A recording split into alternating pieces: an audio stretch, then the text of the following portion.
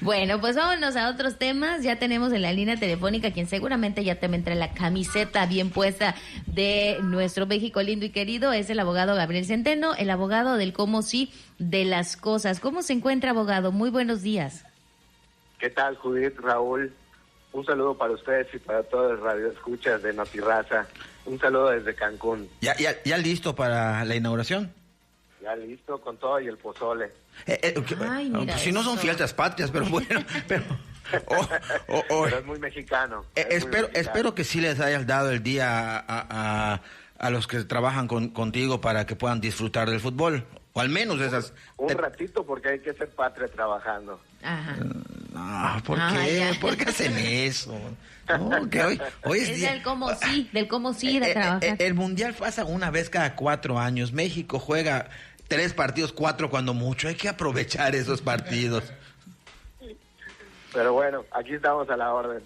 Oiga, abogado, y bueno, hoy esta semana estuvimos platicando y bueno, salió a flote el tema de la libertad de expresión, ¿no? Algo que bueno, ya se ha venido comentando, sobre todo con el tema de las autoridades, ¿no? O sea, hasta donde la libertad de expresión, mucho reclamo también por el gremio de compañeros periodistas. Pero bueno, hoy la pregunta es, ¿dónde termina la libertad de expresión y cuándo se convierte en delito? Y me gustaría comenzar preguntándole, ¿qué protege exactamente el derecho a la libertad de expresión en México? La última pregunta no la escuché, perdón, ¿me la repites? ¿Qué protege exactamente el derecho a la libertad de expresión en México, es decir, a los periodistas o en general? Bueno, la libertad de expresión, como todo derecho, tiene límites, no son absolutos. Los límites los marca la misma Constitución y la interpretación de la Suprema Corte de Justicia. En el aspecto civil, la frontera de la libertad de expresión encuentra un límite en un concepto denominado malicia efectiva. ¿Cuál es la malicia efectiva aún en el ejercicio del periodismo, aún en el ejercicio de una opinión intelectual? Es cuando realizas manifestaciones o publicaciones a sabiendas de que estas son falsas. Te pongo un ejemplo muy sencillo. Sería como publicar una nota de que una persona está sentenciada y condenada, cuando el mismo periodista o la persona que emite la opinión ya sabía en un tiempo anterior que esta fue absuelta.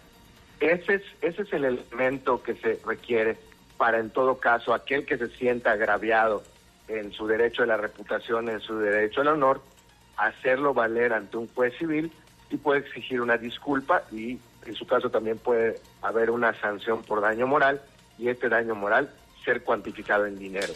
O sea, por ejemplo, si yo sé que, Joel lo acusaron de acoso, pero lo absolvieron.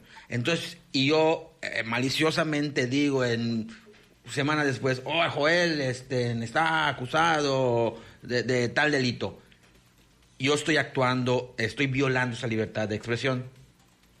Sí, claro, porque ahí se configura el elemento de las sabiendas, es decir, tú ya sabías que había sido absuelto y aún así en un tiempo posterior publicaste un hecho falso. Entonces, allá la libertad de expresión sí encuentra una frontera que puede ser sancionada.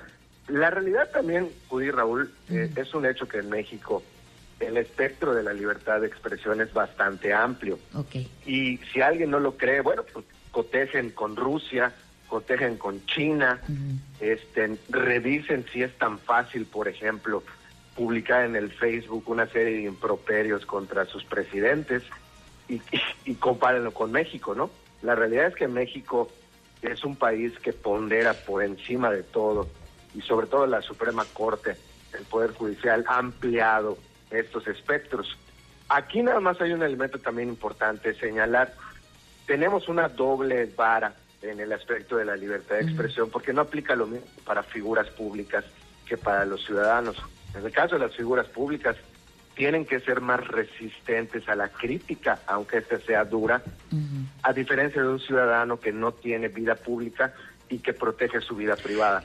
Los jueces toman mucho en cuenta esto al momento de resolver un tema civil o penal relacionado con difamación e injurias o violaciones a la libertad de expresión. Digo, no soy quien, pero a mí eso sí se me hace totalmente injusto ya a estas alturas. ¿Por qué? ¿Por qué lo digo? Porque no es lo mismo decirle a un funcionario, oye, hiciste mal esto, o te faltó esto, fallaste, y hacer esa crítica, a tener y escudarse en la libertad de expresión para decirle, eres un narco, etc., sin ningún fundamento, sin ninguna prueba. Yo creo que eso va más allá de tu libertad de expresión, porque ya estás atacando a una persona sin fundamentos.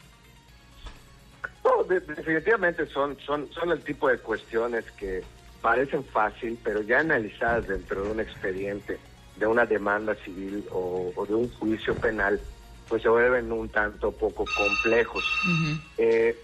Lo que sí te puedo decir, y digo que puse ejemplos de países lejanos, pero por ejemplo en Estados Unidos de Norteamérica, cuando tú estás entrando al país, los funcionarios de migración te pueden revisar tu teléfono y revisan tus publicaciones de Facebook. Y eso te puedes hacer acreedor a que no te dejen entrar al país, cosa que no sucede en México. En México pues tenemos la libertad de publicar pues lo que el ciudadano desee, ¿no? Sobre todo porque es un espacio sí público, pero controlado y privado, y de alguna manera los tribunales protegen mucho esa libertad. Claro, repito, no es absoluta. Hay publicaciones de Facebook, de Instagram o de TikTok que te pueden generar sanciones, por ejemplo, en materia electoral, en materia de propiedad intelectual. Es decir, esos son las fronteras que encuentra la libertad de expresión. En conclusión, para a ti, Radio Escucha, que estás con nosotros, la libertad de expresión no es absoluta, sí tiene límites, y esos límites son amplios, pero sí hay que tener cuidado muchas veces de lo que publicamos en las redes. Es un tema, yo creo que bastante complejo, porque seguro estoy que ya muchos violamos esta libertad de expresión o nos excedemos en esta libertad de expresión y no nos damos cuenta o no queremos darnos cuenta, y no sé, hace falta mano dura en nuestras leyes, quiero suponer, para que esto ya no siga sucediendo. No, definitivamente, y finalmente en ocasiones, por ejemplo, una emoción mal controlada puede llevar a alguien a publicar algo en las redes que genera un daño económico, moral a otra persona, y esta persona lo puede hacer valer ante un juez civil, y si demuestra algún elemento de daño psicológico, económico, perdió algún trabajo, perdió alguna relación, pues sí pueden ser consecuencias que al final, por un tweet, por un post, por un mal comentario, sí te puedes hacer acreedor a una multa, a un resarcimiento económico. Así que finalmente sí es importante tomar en cuenta todas esas cuestiones, sobre todo si tomamos en cuenta, Raúl Jurid, que hoy la identidad digital representa un activo en las personas, sobre todo aquellas que se dedican o que viven de las redes sociales. Así es, y yo siempre he dicho, el 7 de junio a mucha gente nos felicita y nos saluda por ser el Día de la Libertad de Expresión, pero yo creo que yo lo hice por el grupo de WhatsApp. Sí, es correcto, y te agradecemos mucho. Yo siempre he dicho que pues es para todos. O sea, el Día de la Libertad de Expresión debe ser para todos, porque todos tenemos derecho a expresarnos libremente en un país democrático. El 3 de mayo por allá tenemos el día que es el Día de Libertad de Prensa, que es más enfocado a medios de comunicación, pero pues yo creo que en el mismo derecho que todos tenemos de expresarnos libremente, también tenemos la obligación de hacerlo de manera certera, prudente y sobre todo de manera honesta. Mi querido abogado, y este tema de la violación de la libertad o atentar contra alguien con tu libertad de expresión no es exclusiva para funcionarios, como bien nos decías. Podemos violentar nuestra libertad de expresión o podemos violentarla a otra persona que no tenga ningún encargo público, nada más difamándolos de manera, pues sin sustento. Es correcto, sin sustento, maliciosa. No, definitivamente.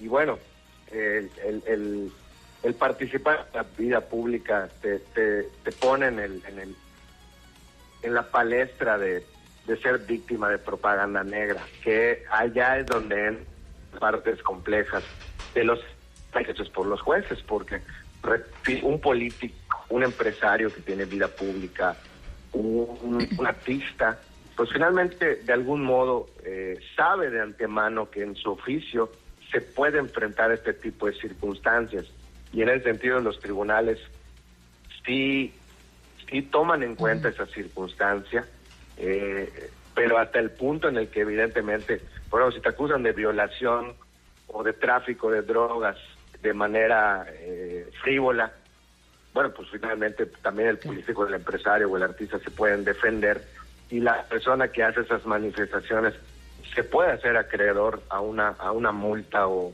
inclusive ser consignado ante un juez penal e ingresado a hacer eso, si no demuestra su dicho. O sea, es decir, difundir propaganda engañosa que difame sin fundamento y de manera maliciosa, sí te puede hacer acreedor a una sanción, aunque seas periodista, aunque seas difusor de opinión, aunque seas intelectual o a un ciudadano de a pie.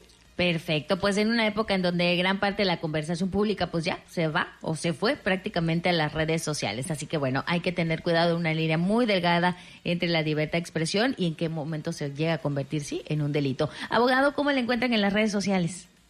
Me pueden encontrar como Gabriel Baltasar Centeno, estamos en Facebook, en Instagram, en TikTok, o me pueden enviar un correo a contactoelecto.com @gmail.com.